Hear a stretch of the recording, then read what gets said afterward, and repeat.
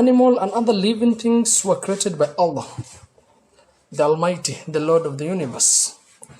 They have their own independent existence and modes of living. It is Allah who gave every animal its ability. He enabled bird to fly, fish to swim, and horse to gallop.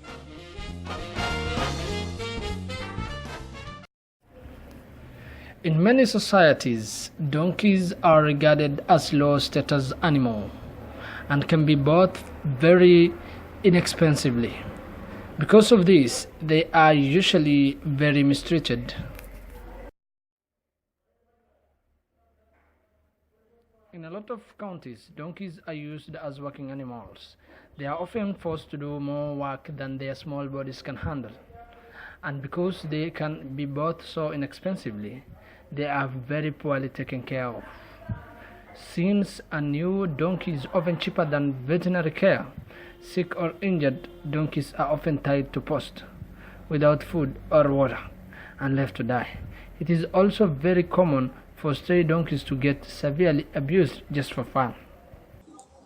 Humans, who have been created with a greater intellectual than animals, have a special responsibility to be fair, just, and kind to all other living things. Which concept of animal right is the best? Is it respect, freedom, intrinsic value, love, compassion, equality, or something else? Which will be the basis for animal rights? Subscribe to my YouTube channel, The Reality Show.